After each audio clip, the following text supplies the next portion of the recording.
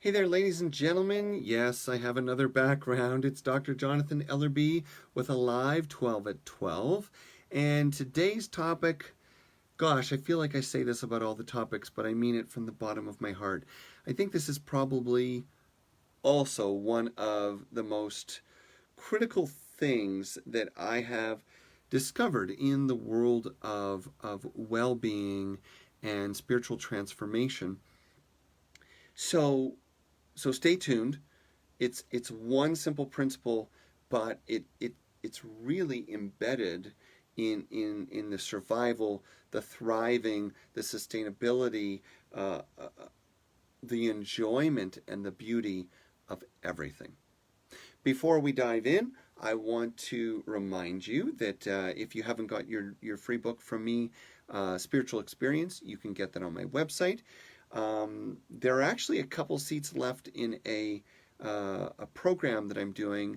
It's 8 weeks, 2 hours a week live, small group, very small group study. We're going to be talking about sort of the deep structure of the universe and how to live from the heart.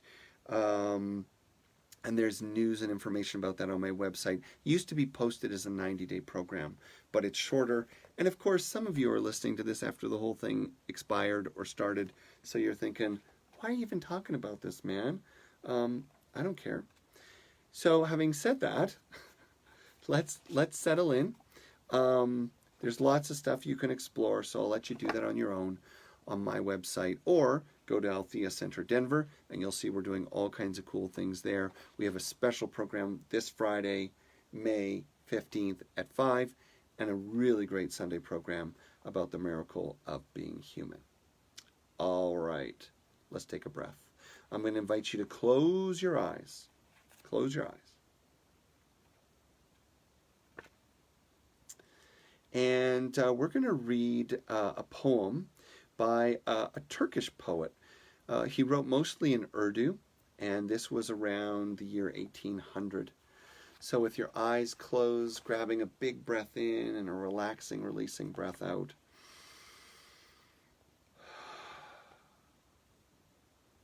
Feel yourself connecting with stillness and silence.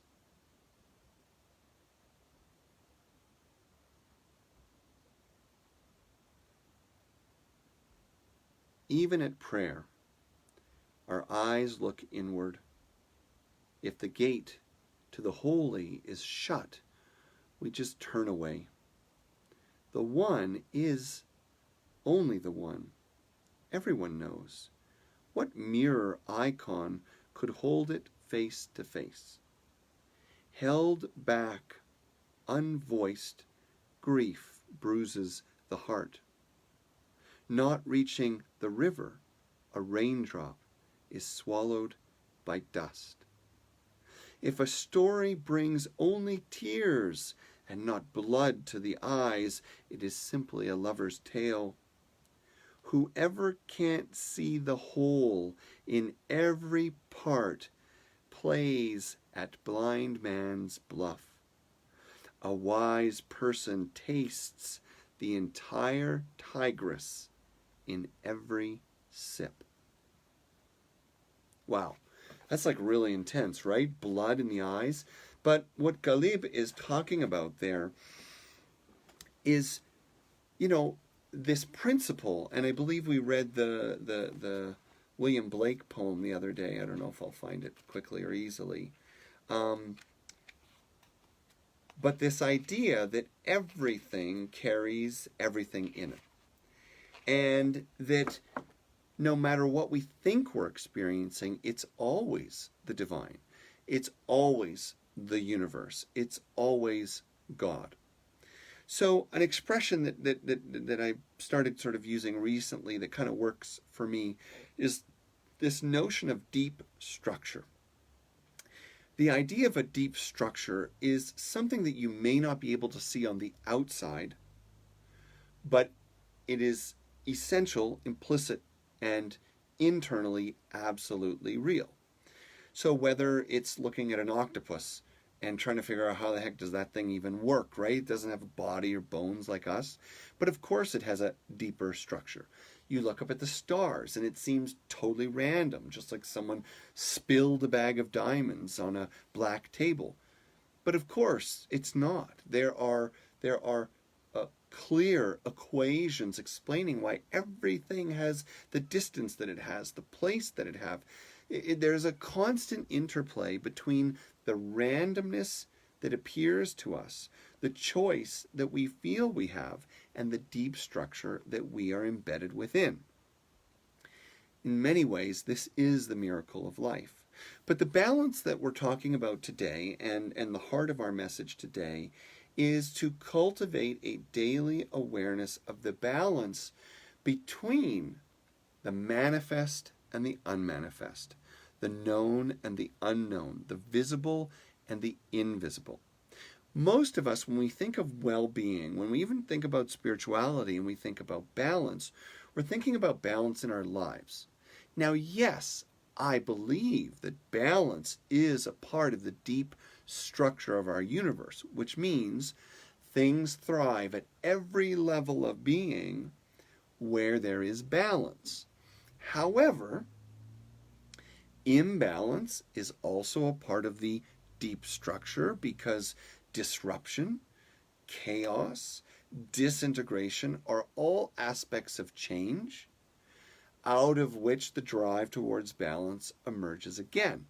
So what we see in the universe itself, and you can see this on a farm, or you could see this in a forest, you can see this on the ocean or in the atmosphere, is if the world is left to its own accord, there will be phases of discord, disorder, and imbalance, but the drive to correct, or what they call in science homeostasis, the drive to find balance again, will persist.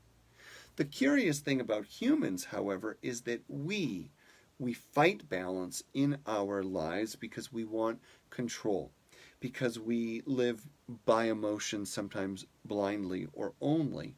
And so the balance we might be seeking might be a kind of false balance. It feels like we want a balance of power. It feels like we want a balance of control.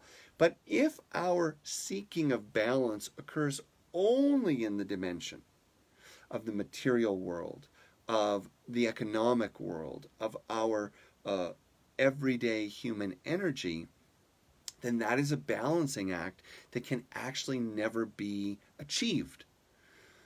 To have full balance in the human experience, balance in our relationships, balance in our body, balance in our work, it is my experience and understanding that we must have the scales properly weighted.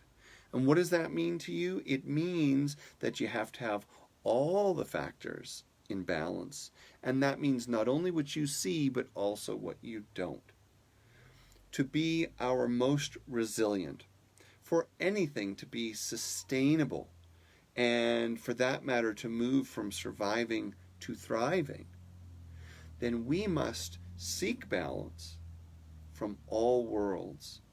And again, that's more than balanced perspectives. Yes, it includes that. It's more than balanced decisions, head and heart. Yes, it includes that. It's more than balanced communication, listening to all sides. Yes, it includes that. But it includes a balanced relationship to the mystery that we are a living part of. It includes welcoming spirit, source, energy, the immaterial world, the formless world, into our everyday life. You see, our existence, our actual existence, our human lives, really arise in the balance between the seen and the unseen, the mysterious and the manifest. It's very difficult for us to conceive as people, but just the way, my daughter, who's 3, can stub her toe and in a moment go into panic because the pain feels endless. And then all of a sudden a beautiful bird flies by and it's gone. She's not aware yet that the pain of a moment is contained in a bigger moment. So it feels all too big. In the same way, there are those of us that have impatience with, let's be real, things like social distancing and the quarantine. It feels too long. It feels like we're being robbed of something essential to our humanity, even if it might be for the greater good.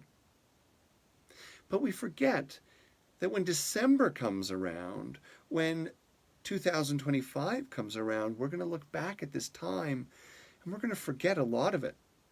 We're going to forget a lot of those days that you said you would never forget, what you did, how you lazed around, how you waited for it to change.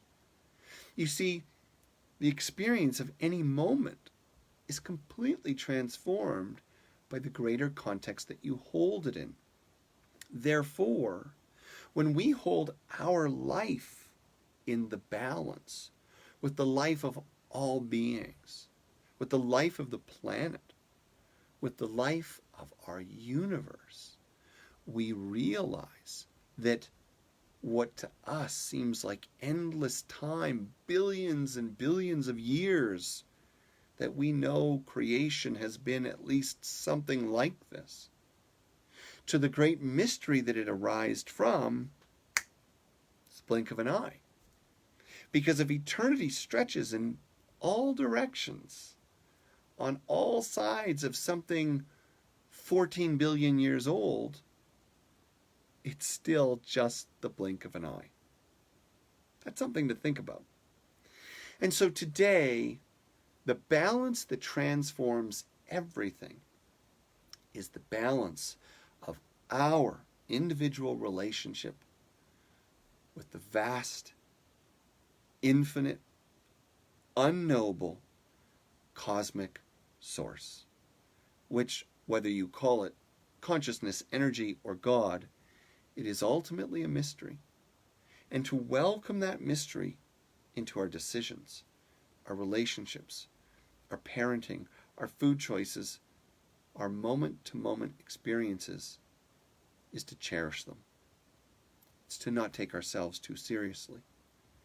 It's to know at some level there is a greater wisdom that is embedded in our universe, in its deep structure, and whatever that extraordinary force is that we all came from.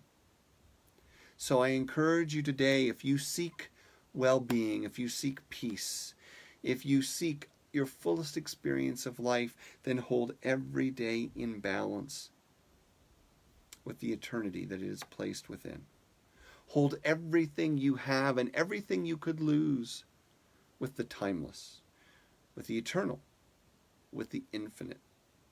Let your mind never lose sight or sense of this constant interplay between the fine details of the moment and the vast, vast, unknowable mystery that it arises and passes within.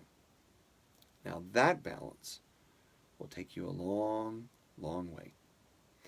That's all the time we have for now. Don't forget to check out Althea Facebook Denver, Althea Center Denver Facebook, pardon me. We've got a great gathering coming up on Sunday. We've got a fun event tomorrow night at 5 Mountain Time. And of course, if you want a free copy of Spiritual Experience, go to my website, jonathanellerby.com. Thank you for joining me today. If you like this, please share it. And if you don't follow me yet, I'm told that's the thing I'm supposed to say. Follow me, like me. Sounds terrible. Anyway, love you all and thank you for this. Keep the balance. Use the force.